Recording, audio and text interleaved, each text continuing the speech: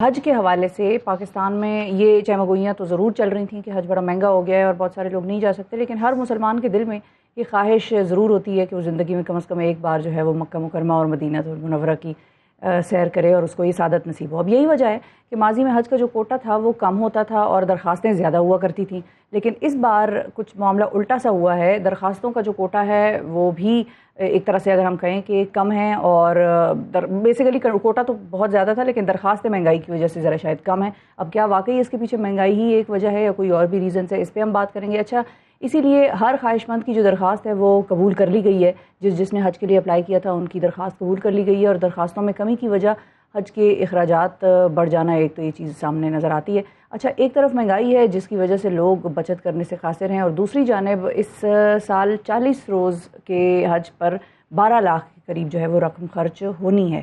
اب اسی حوالے سے ہم بات کریں گے۔ ہمارے ساتھ موجود ہیں ریلیجس افیئرز کے منسٹر جناب سینیٹر طلحہ محمود صاحب۔ السلام علیکم سینیٹر صاحب۔ جی بہت شکریہ سر، آپ نے وقت نکالا۔ سب سے پہلے تو یہاں سے آغاز کر لیتے ہیں کہ اس وقت ہمارے کتنے جو حجاج کرام ہیں وہ ان مکہ مکرمہ اور مدینہ منورہ میں موجود ہیں؟ جی، بسم اللہ الرحمن الرحیم۔ ایکچولی جو پہلے 15 دن ہوتے ہیں جب ہم فلائٹ سٹارٹ کرتے ہیں تو اس میں 15-16 دن جو فلائٹیں جاتی ہیں وہ سیدھی جاتی ہیں مدینہ منورہ، جدہ کوئی فلائٹ نہیں جاتی، اور اس میں ہماری خواہش ہوتی ہے کہ ہم 50% کے لگ بھگ جو حاجی ہیں ان کو مدینہ منورہ پہنچا دیں۔ اس کے بعد 15 دن کے بعد جب فلائٹیں شروع ہوتی ہیں تو وہ فلائٹیں سیدھی جاتی ہیں جدہ، اس میں ہم 50% لوگوں کو مکہ مکرمہ پہنچا دیں۔ ابھی جتنی پھر اس کو ہم اس کو ریورس کرتے ہیں، جو لوگ جدہ جاتے ہیں وہ سیدھے پھر حج کے بعد یا حج سے پہلے وہ لوگ جاتے ہیں مدینہ منورہ، اور جو مدینہ منورہ سے آئے ہوئے لوگ ہوتے ہیں وہ آتے ہیں مکہ مکرمہ، اور جب وہ واپسی شروع ہوتی ہے تو وہ جدہ سے نکلتے ہیں، اور جو جدہ سے داخل ہوتے ہیں وہ مدینہ منورہ سے نکلتے ہیں، تاکہ تھوڑی سی سہولت رہے گی۔ ہم نے اس میں ایک الحمدللہ بہتری کی ہے۔ اس کے بعد اس وقت کی جو جتنی فلائٹیں گئی ہیں وہ سب مدینہ منورہ گئی ہیں۔ اس وقت آج غالباً حج کی جو مکہ کی پہلی فلائٹ ہے جدہ کی، یعنی کہ وہ آج ہوگی؟ نہیں، ابھی جتنی بھی فلائٹیں ہیں سب مدینہ منورہ جا رہی ہیں۔ جی ہاں، ہماری جو فلائٹیں تقریباً 6 جون تک مدینہ منورہ جائیں گی، 6 تاریخ کے بعد جو فلائٹیں ہیں وہ جائیں گی جدہ۔ ابھی اس وقت ہمارے جو اس وقت حاجی ہیں وہ تقریباً آپ یہ سمجھ لیں کہ تقریباً کوئی 12 سے 15 ہزار کے قریب، 12-14 ہزار کے قریب ہمارے پہنچ چکے ہیں مدینہ منورہ۔ جی اچھا، اب سر اس کے حوالے سے بڑی بات ہو رہی ہے، لوگ بھی یہ پوچھنا چاہ رہے ہیں کہ ہمارا جو وہ کوٹا تھا، وہ کوٹا مطلب اکثر وہ یہی ہوتا تھا کہ لوگ بہت زیادہ اپلائی کرتے تھے اور کوٹا کم ہو جاتا تھا۔ اب اس مرتبہ مطلب ظاہر ہے یہ مشکل ہے ایک، اور ملک بھی مشکلات میں ہے، عوام بھی مشکلات میں، وہ کوٹا رہ گیا، بچ گیا، اور عوام کی اپلیکیشنز اتنی نہیں آئیں۔ یہ کیا خالصتاً صرف مہنگائی کی وجہ تھی یا اس میں کچھ اور بھی عوامل؟ مہنگائی جو ہے وہ تو ایک ایشو ہے، بہت بڑا ایشو ہے، لیکن ہمارے یہاں جو لوگوں کی جو محبت ہے نا وہ بہت زیادہ ہے۔ ہم پورا کوٹا گیا اس سے بھی زیادہ استعمال کر سکتے تھے۔ ہمارا پرابلم آیا منسٹری آف فائنانس کی وجہ سے۔ اچھا، وہ کیا؟ منسٹری آف اس کی وجہ یہ ہے کہ میں جب مثال کے طور پہ جو میرے حاجی جا رہے ہیں انہوں نے حج تو کرنا ہے سعودی عرب میں، تو مجھے تو پیسے بھجوانے ہیں، پاک روپی میں تو نہیں لیں گے، ڈالر میں لیں گے۔ ڈالر کی پرمیشن مجھے منسٹری آف فائنانس سے لینی پڑتی ہے، اور منسٹری آف فائنانس پھر اسٹیٹ بینک کے تھرو پیمنٹ جو ہے ہماری بھجواتی ہے ڈالر کو کنورٹ کر کے۔ تو اس میں ہوا یہ تھا کہ اس دفعہ انہوں نے پہلی مرتبہ یہ منسٹری آف فائنانس کی طرف سے آیا تھا کہ 50% بائر سے پیسے منگوائیں جو اوورسیز پاکستانی، اور اس کو بڑا کمپلیکیٹڈ کیا ہے، اور اس کے ساتھ منسٹری آف انٹیریئر کی طرف سے بھی ہمیں پرابلم آیا۔ جو باہر سے پیسہ آ رہا تھا وہ پیسے کے اندر اب ایسے لوگ تھے جن کے پاس نائک کاپ تھا۔ اب نائک کاپ پہ تو سعودی عرب نہیں جایا جا سکتا نا، سعودی عرب جانے کے لیے پاسپورٹ آنا چاہیے۔ پاسپورٹ جب وہ اپلائی کرتے تھے اور وہ پیسہ وہ بھیجیں اور ڈائریکٹ اکاؤنٹ میں بھیجیں، انہوں نے بہت ساری اس میں کمپلیکیشنز بنا دی تھی۔ تو اس قسم کے کتنے کیسز ویسے ہو؟ جی، اس کی وجہ سے ہم نے طریقہ کار کیا کہ اس کو 4 حصوں میں تقسیم کیا۔ 2 حصے تھے گورنمنٹ کے پاس اور 2 حصے تھے پرائیویٹ حج آپریٹرز کے پاس۔ ایک حصہ جیسے فار ایگزامپل 44,000 ہمارے پاس تھا گورنمنٹ کے حوالے سے 44,000 تھا اوورسیز پاکستانیز کے حوالے سے جو ڈالر میں بھیجیں گے. یہی چیز جو ہے وہ ہم نے اپلیکیبل کی تھی حج آپریٹرز پہ. وہ یہ کہ 44,000 کی جگہ ہمارے پاس اپلیکیشن آئی تھی 72,000. اچھا. لگ بھگ 72,000 جو ہماری ادھر پاکستان سے پھر تھی, کیونکہ ہم نے تو دی 44,000 کی اناؤنسمنٹ کی تھی. اس کے بعد ہوا یہ کہ جو باہر سے جنہوں نے پیسے بھیجنے تھے وہ لوگ نہیں بھیج سکے اور کمپلیکیشن میں پھنس گئے, ادھر سے ایسے کریں ویسے کریں. جو ہمارا بیوروکریسی کا پرابلم ہے اس میں ہمارے پاس آئی صرف 7,000. جب 7,000 آئیں تو اس میں ہمارے پاس بچ گئیں تقریباً کچھ 37,000 کے قریب ہمارے پاس اپلیکیشنیں جو باہر سے آنی تھیں وہ بچ گئیں.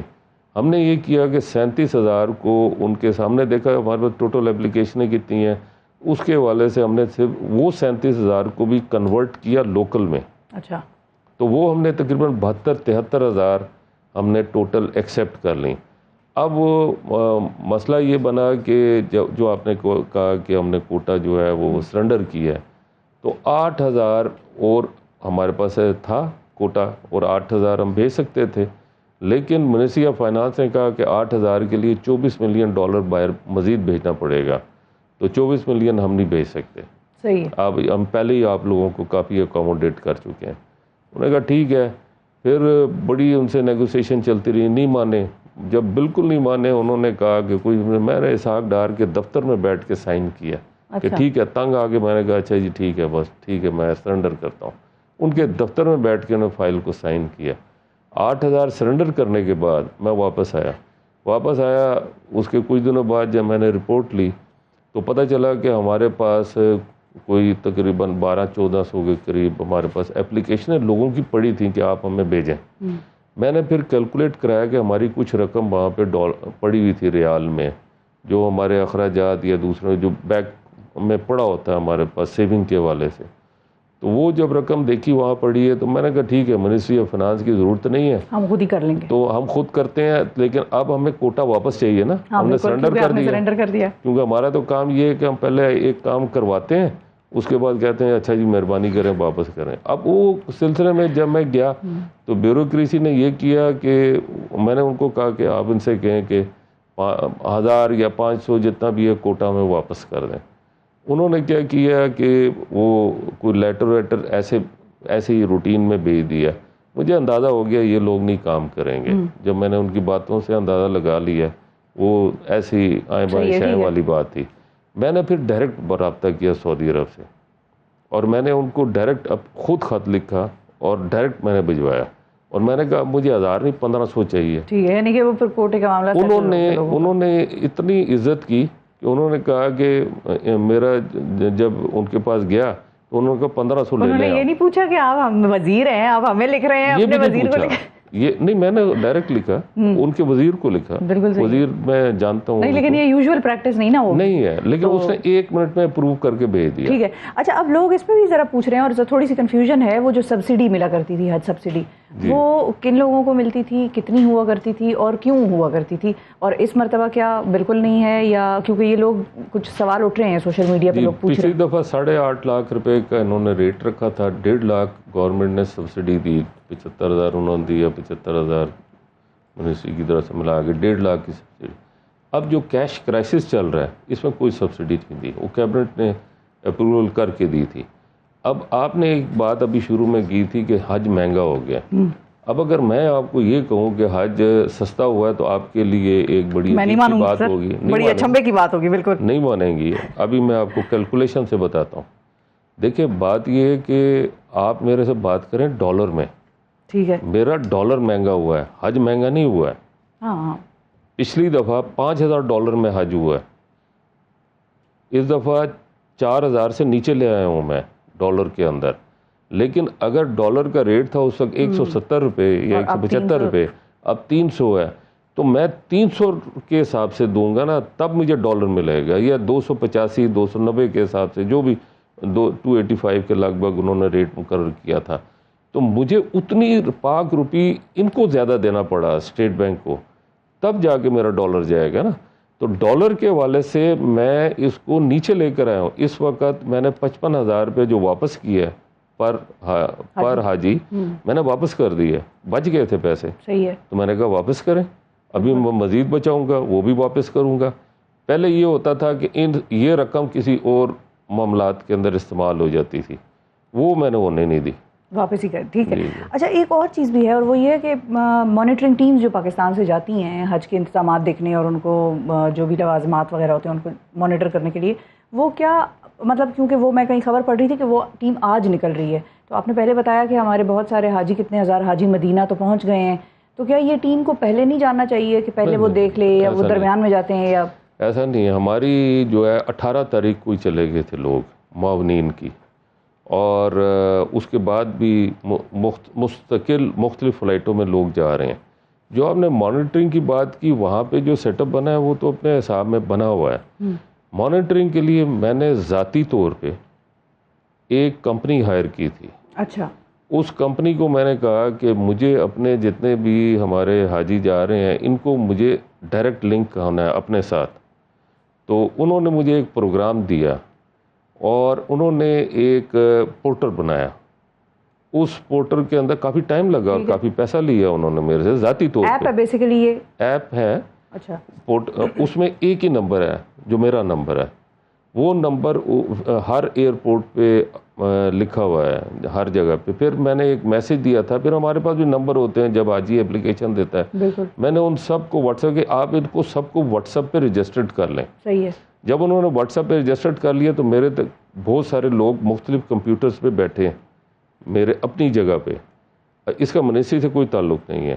وہ وہاں پہ ان کی شکایات آ رہی ہیں, کسی کو کھانا نہیں مل رہا, کسی کا نمک زیادہ ہے, کسی کی چینی زیادہ ہے, کسی کا کمرے کے اندر پرابلم ہے, کسی کی فلائٹ کا پرابلم ہے, کسی کو کارڈ نہیں ملا. اب یہ ساری وہ لوگ جو میرے بیٹھے ہیں وہ سب مانیٹر کر رہے ہیں, اور جو کمپلینٹ ایسی آتی ہے جو اجتماعی بہت زیادہ ہو, صحیح ہے, وہ شام کو سمری بن کے میرے پاس آ جاتی ہے, یا درمیان میں مجھے فوراً اطلاع کر دیتے ہیں, تو میں پھر اس کو ٹیک اپ کر لیتا ہوں. ٹھیک ہے. ٹھیک ہے. اچھا اب کیونکہ سر ظاہر ہے ہم مفتی عبدالشکور صاحب مرحوم کو بھی یاد کریں گے آج, اور انہوں نے بھی حج کے لیے بڑا کام کیا اور حج کے حوالے سے, اور ہم ان کو وقتاً فوقتاً پروگرام میں بھی لیا کرتے تھے. حج پہ ہماری بڑی بات ہوتی تھی, یہی اخراجات کا معاملہ بھی ہم نے ان کے ساتھ اٹھایا تھا. ان کے بارے میں ہم چاہیں گے کہ کچھ آپ کہیں دو الفاظ. میرے حساب سے وہ شریف آدمی تھے, اچھے آدمی تھے. انہوں نے بڑی اپنی زندگی جو ہے وہ بڑے حساب سے گزاری ہے, لیکن بیوروکریسی جو ہے وہ آپ کو پتہ ہے جس طرح کیا. اب میں نے آپ کو ایک چھوٹا سا کمپیریزن تو دے دیا نا, کہ میں $4,000 سے نیچے ریٹ لے آیا ہوں, تو وہ تو $5,000 سے پر انہوں نے حج کرایا. اگر $5,000 سے حج کرایا تو اس کا مطلب وہاں پہ کچھ مسائل ہوئے ہوں گے نا, اور وہ مسائل جو ہیں وہ مفتی صاحب کی نگاہ سے نکل گئے ہوں گے. وہ شریف آدمی تھے, باریکیوں میں نہیں جا سکتے تھے. اب میں نے ایک ایک چیز کو پکڑا ہوا ہے. مثال کے طور پہ پچھلے سال ہم اس سے بھی کم میں کرا سکتے تھے. کیوں کرا سکتے تھے؟ اس لیے کہ پچھلا حج ہوا ہے چھوٹا حج, ہمارے گئے تھے ٹوٹل 34,000, اور اس سال ہیں ٹوٹل 1,79,000. اس وقت گورنمنٹ کے حوالے سے گئے تھے 34,000, اور پرائیویٹ کے حوالے سے گئے تھے وہ 45-46,000. صحیح ہے. اور پوری دنیا سے آئے 8,50,000. بلڈنگ تھی وہاں پہ تقریباً 15-16 لاکھ 20 لاکھ یا اس سے بھی زیادہ لوگوں کے لیے اویلیبل تھی رہائش کے لیے. تو بلڈنگ والے پیچھے پیچھے پھر رہے تھے کہ ہم سے کاسٹ ٹو کاسٹ لے لو. بلڈنگیں خالی پڑی تھیں. میں نے خود حج کیا, مجھے پتہ ہے ایک ایک چیز کا. تو اس وقت ہمارے پاس بڑا موقع تھا, لیکن ابھی میں نے تحقیقات شروع کر دی ہیں. جو اس وقت ڈی جی حج تھے وہ ریٹ زیادہ کیوں تھے. بالکل صحیح. بہت شکریہ ادا کریں گے سینیٹر طلحہ محمود صاحب. ناظرین ہمارے ساتھ موجود تھے, وفاقی وزیر ہیں مذہبی امور کے, اور حج کے حوالے سے ہماری بات ہو رہی تھی, اور اللہ تعالیٰ اس مرتبہ بھی عازمین حج کا جو حج ہے وہ قبول فرمائے اور مفتی عبدالشکور کو غریق رحمت کرے. بہت شکریہ سر.